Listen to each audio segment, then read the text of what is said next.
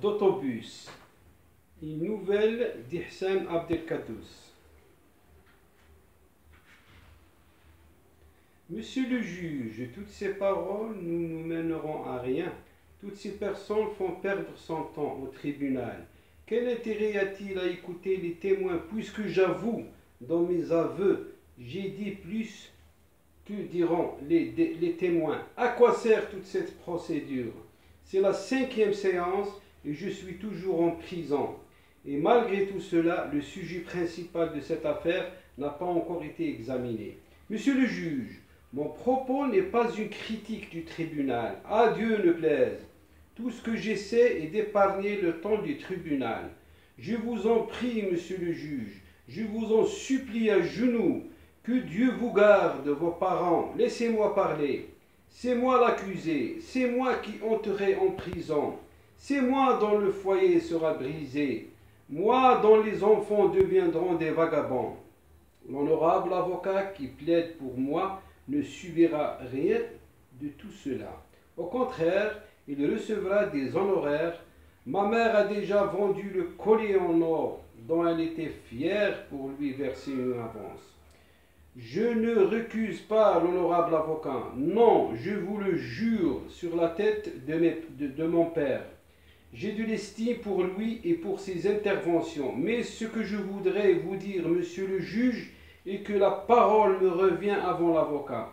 Car c'est moi l'accusé, c'est moi qui entrerai en prison et dont le foyer sera détruit, dont les enfants seront réduits à vagabonder.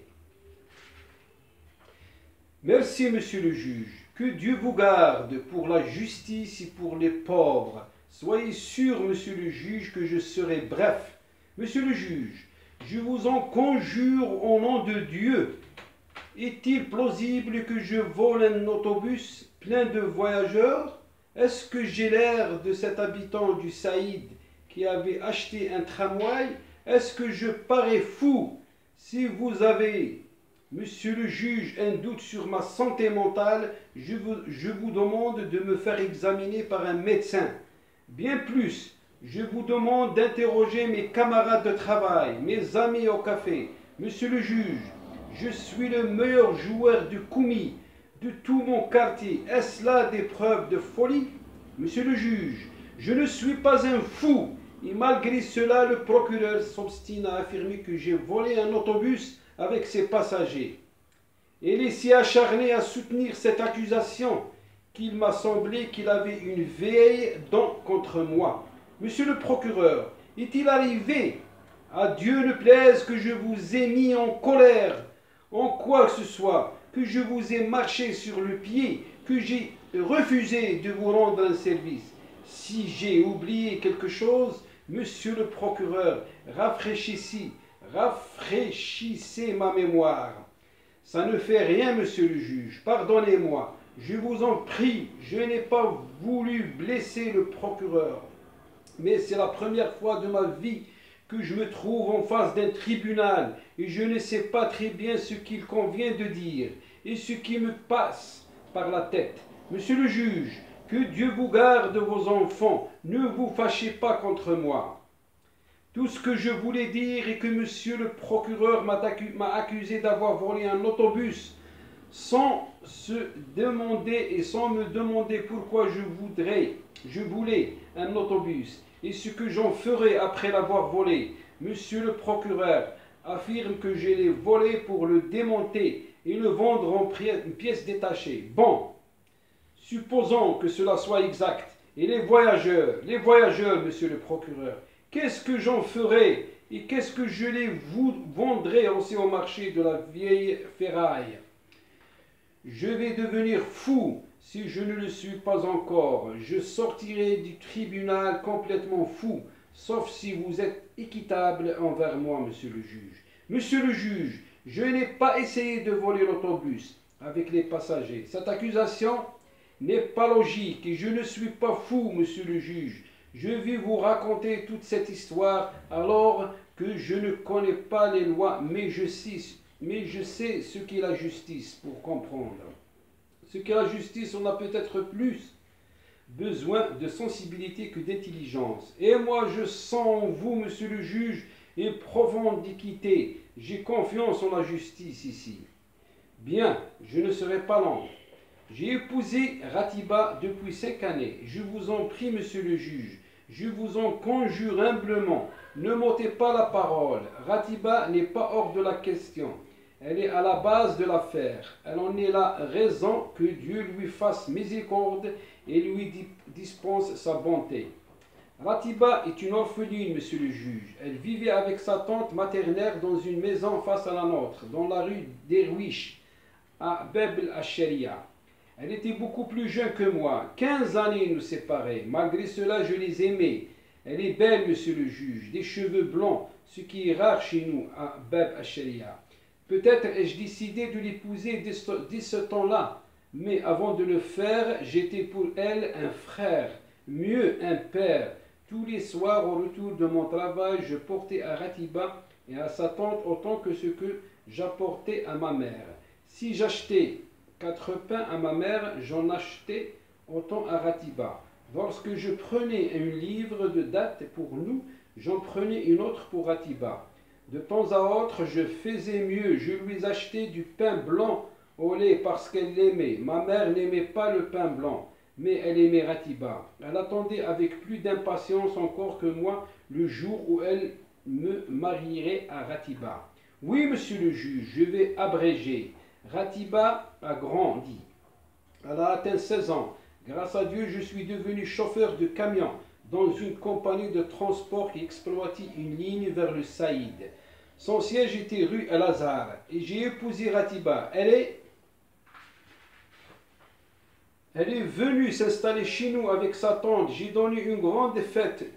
Tout le quartier de Bab el-Sharia en parle encore aujourd'hui. On m'avait alors accusé de gaspillage, mais on ne savait pas que tout ce que j'avais dépensé en ce temps-là pour la fête n'était rien par rapport à ma joie, à mon bonheur amoureux, monsieur le juge.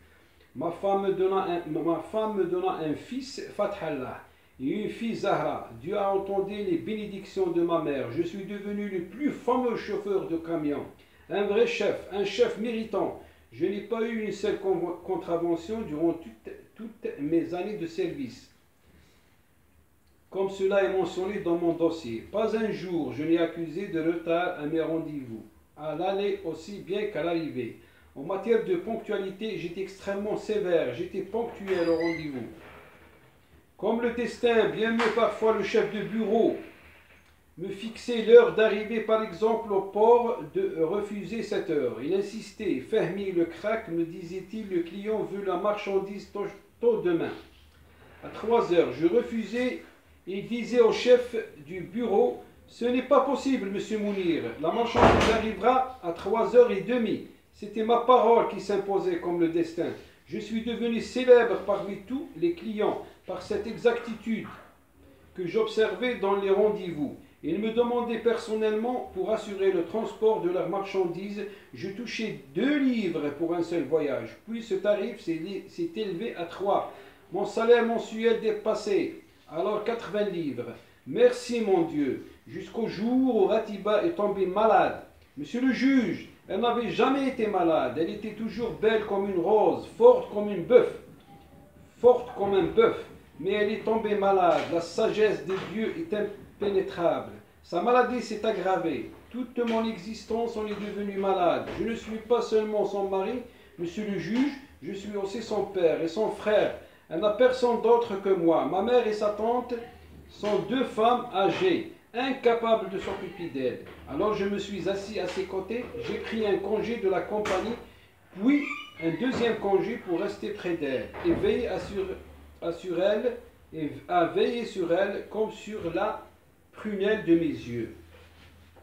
Je lui ai amené les plus célèbres médecins. 2 livres la visite et parfois 4. J'ai fait venir un médecin consultant qui m'a coûté des livres. Toutes mes économies fondées, mais l'argent épargné durant toute une vie de labeur n'est rien s'il est consacré à Ratiba, mon amour Ratiba. Oui, monsieur le juge, oui, tout de suite je vais abréger. Soyez sûr, monsieur le juge, que je ne pleure pas pour gagner votre pitié, votre sympathie. Jamais, je vous le jure, pardonnez-moi, mais je ne peux me souvenir de la défunte sans pleurer. Monsieur le juge, les médecins furent d'avis de procéder à l'ablation de la vésicule biliaire. Que Dieu leur pardonne. Nous l'avons donc emmenée à l'hôpital de l'association de bienfaisance à Al-Ajouza. Elle était en 3e classe, je vous le jure, monsieur le président. J'ai refusé de la faire hospitaliser en 3e classe ou en 2e classe. Ratiba m'avait prié de lui réserver une place en 2e en disant: il est inutile de gaspiller l'argent, Fahmi. Ce que tu as dépensé jusqu'à présent est assez. Mais j'avais décidé qu'elle serait en 1re classe et elle moins qu'une autre. Elle n'est pas inférieure à l'épouse de Maître Mounir, le directeur de la compagnie. C'est une excellente femme, une princesse. Rien n'est trop cher pour elle. Je contractais des dettes. Je dois encore aujourd'hui à la compagnie 50 livres. Tous les matins, je me rendais à l'hôpital et je restais au chevet de Ratiba. Je la voyais se faner de mes propres yeux et s'éteindre. Elle ouvrait ses yeux et me disait: lève-toi, Fahmi, et va au travail. Je lui répondis: il n'y a pas de travail plus important que ta santé, Ratiba. Presse-toi de retrouver tes forces. Tout peut se remplacer, mais je fus obligé de retourner au travail. Retourner au travail. L'argent, monsieur le juge, l'argent avec lequel je jouais pile ou face la santé de Ratiba. Je donnais pas cet argent en échange de la santé et de la vie de Ratiba, car la santé et les vies sont entre les mains de Dieu. Mais je jouais cet argent dans l'espoir de sauver la vie et la santé de Ratiba. Je le versais aux médecins et à l'hôpital avec une âme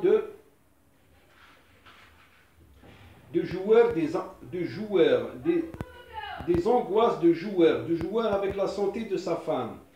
Je me rendais au siège de la compagnie et je conduisais le camion jusqu'à Beni Suif et je le ramenais pour courir à l'hôpital où je dormais près de Ratiba. Je me suis entendu avec M. Mahmoud El-Tarmaji pour qu'il me permette de passer la nuit sur un siège auprès de mon épouse. Je refusais alors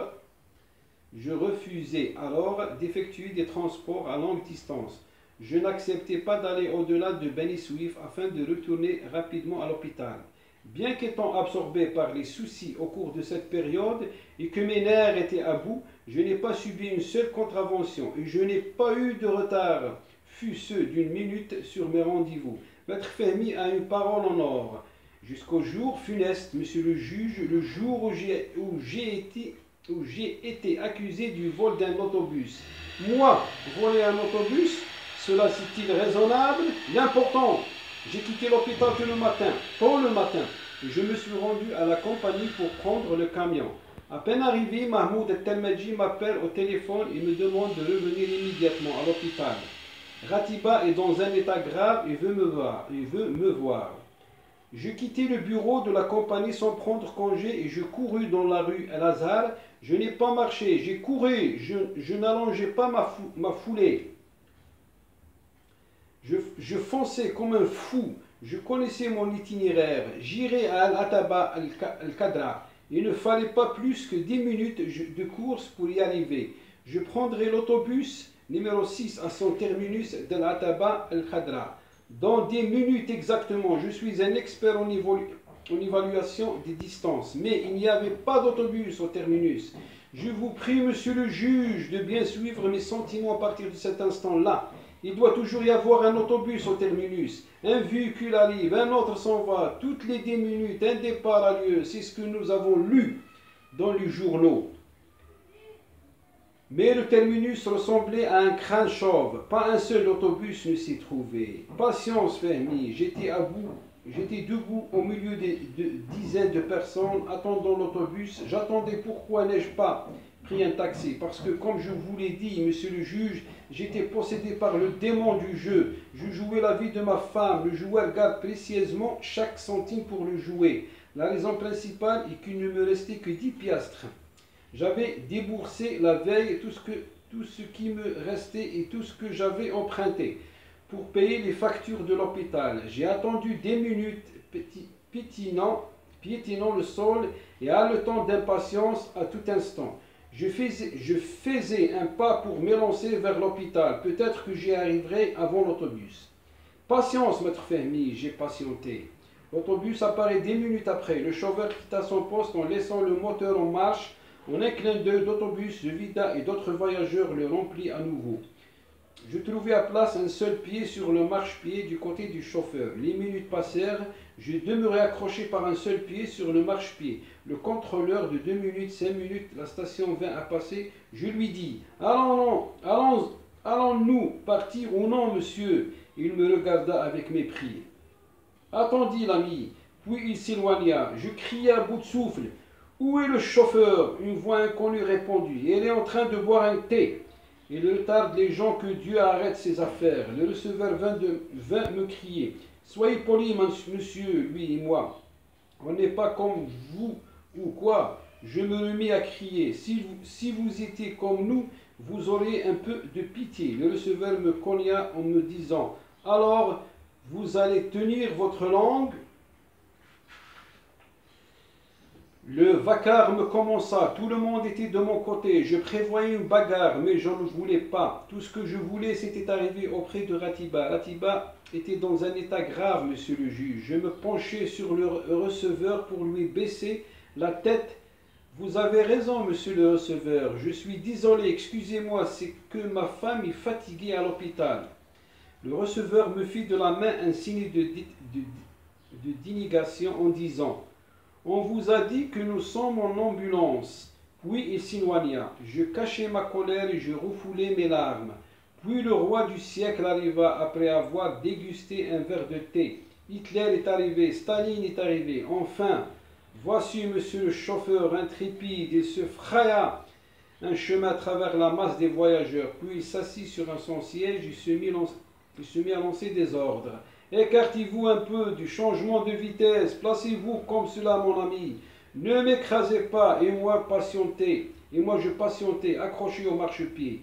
Enfin, l'autobus s'ébranla. Après 10 minutes, il ne restait plus que 20 minutes pour arriver au rendez-vous, dans le temps que je m'étais fixé. À peine le chauffeur avait-il fait un demi-tour au rond-point de Midan d'Alataba, qu'il s'arrêta devant un débit de tabac. Il écarta du bras les voyageurs debout près de lui, puis tendit le cou en criant « Donne-moi 5 cigarettes, Alish !» Et moi je regardais patience. Pour Ratiba gravement malade, monsieur le juge. Puis je dis au conducteur après qu'il ait pris les cigarettes « Je vous en prie, appuyez un peu sur l'accélérateur. C'est comme si j'avais proféré un sacrilège. » Il me lança au visage. « Qu'est-ce que ça veut dire? Vous voulez que j'écrase les gens? Ou bien quoi? C'est nous qui serons fichus, pas vous. » Je dis avec un calme sous lequel couvait l'incendie.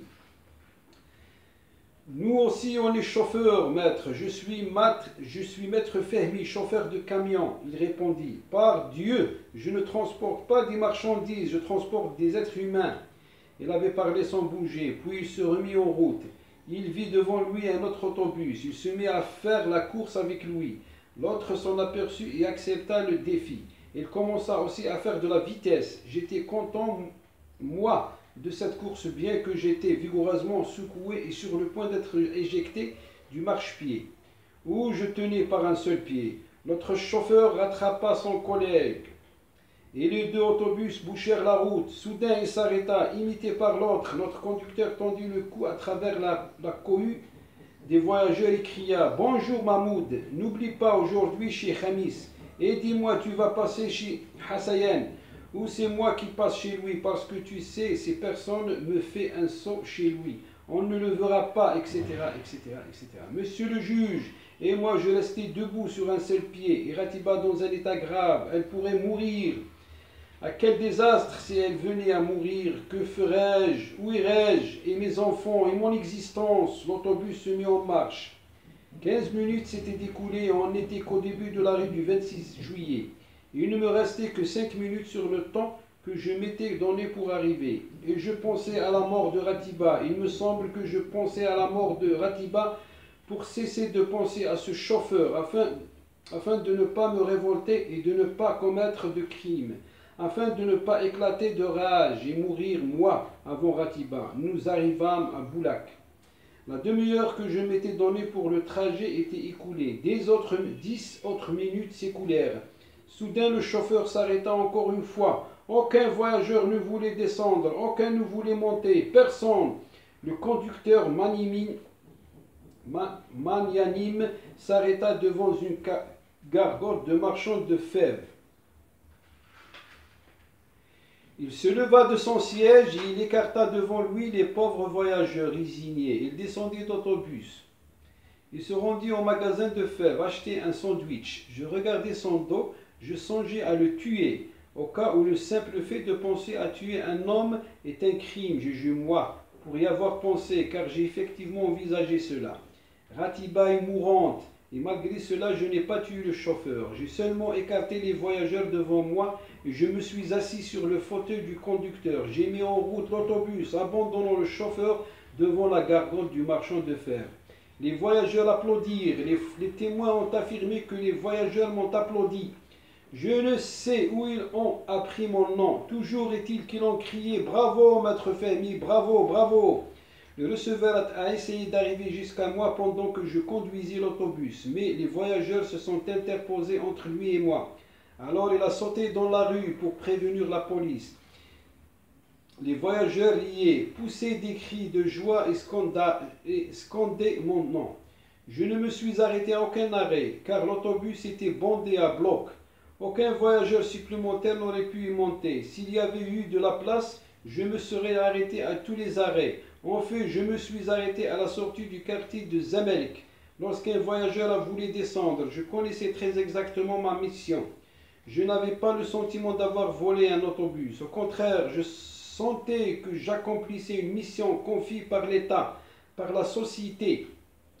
La nation avait changé. Ce chauffeur qui mange un sandwich de fèves, de mener les voyageurs dans un temps déterminé. Il avait une mission. S'il se révèle incapable de la remplir, il appartient à n'importe quel concitoyen en mesure de la remplir, de s'en acquitter à sa place, exactement comme cela se passe à la guerre. Si un soldat est défaillant dans l'accomplissement d'un devoir, un autre soldat est tenu de le remplacer. Même s'il n'en reçoit pas l'ordre. Cette logique n'est-elle pas plus raisonnable que celle qui consiste à m'accuser d'avoir volé un autobus, comme le fit monsieur le procureur? J'étais convaincu de la valeur de ce raisonnement. Je vous le jure, monsieur le juge, j'ai oublié ma femme Ratiba pendant ces instants-là. Tout ce que je ressentais alors est que j'accomplissais un devoir de concitoyen utile et fidèle au service de ses concitoyens. En 5 minutes seulement, je suis arrivé à l'hôpital d'El Ajouza. J'ai parcouru plus du double de la distance parcourue par le chauffeur, et cela en restant en volant 10 fois moins longtemps que lui, et sans commettre aucune infraction au code de la route. Devant l'hôpital Al-Jouza, la situation s'est modifiée. J'ai arrêté l'autobus et je me suis retrouvé vers les voyageurs en criant « Que celui d'entre vous qui sait conduire vienne achever le parcours ». C'était ma façon de voir, de raisonner, monsieur le juge. Quelqu'un devait mener l'autobus jusqu'à l'arrêt qu'il voulait, puis un autre prendrait en charge le véhicule. Mais il y avait dans cette logique une faille involontaire, un oubli, parce que je suis moi-même un chauffeur de camion. J'ai cru que tout le monde était comme moi et pourrait conduire l'autobus. Il a paru qu'il n'y avait pas d'autre chauffeur que moi. Ils se mirent à crier contre moi. Les voyageurs qui m'avaient applaudi un instant, puis plutôt hurlèrent à ma face et commencèrent à me maudire. Puis ils m'attrapèrent avant que j'atteigne la porte de l'hôpital. Ils redoublèrent de cris de plus en plus violents. Une voix s'élevait « Conduis-nous à la station du pont du Nil ». Puis une autre disait « Moi je vais à Al-Jiza ». Une troisième hurlait « Alors tu croyais que l'autobus est une propriété de ton papa ?» Et moi je criais « Mes frères, Ratiba est dans un état grave, Ratiba est mourante. Faites une bonne action, laissez-moi m'en aller. » Mais il ne voulait rien savoir, mes nerfs étaient à bout. L'un des voyageurs me porta un coup, je fus obligé de lui donner une gifle. Alors ils ont commencé à me battre, ils m'ont battu, monsieur le juge, ils m'ont battu. 5 minutes seulement plus tôt, ils m'applaudissaient. Ensuite, ils m'ont frappé. J'ai pleuré, pleuré de colère et non cause de coups. L'agent est venu et il m'a emmené au poste. Ratiba est morte. Elle est morte, monsieur le juge. Elle est morte sans que je la voie, sans que je la voie une dernière fois, sans que j'entende un dernier murmure et sans que je regarde cette image et cette voix en souvenir le reste de ma vie. Pire que cela, elle est morte sans que je l'accompagne à sa dernière demeure. Depuis mon arrestation, je ne suis pas sorti de prison. Dieu garde en vie, monsieur Aoud, le contremaître, qu'il s'est chargé des obsèques. Voilà ce qui est arrivé, monsieur le juge, fidèlement rapporté. Suis-je donc un voleur? Suis-je un criminel? Je vous en conjure, monsieur le juge, je fais appel à votre conscience, à votre intelligence, avant de faire appel au code. J'ai vécu des moments où je croyais que le gouvernement allait m'accorder une médaille pour avoir rempli mon devoir de citoyen utile au service de ses concitoyens. Mais aujourd'hui, je ne veux pas de médaille, je veux seulement un jugement qui me déclare innocent. Je vous en supplie, monsieur le juge, je vous en supplie, avant de condamner, essayez donc de prendre un autobus.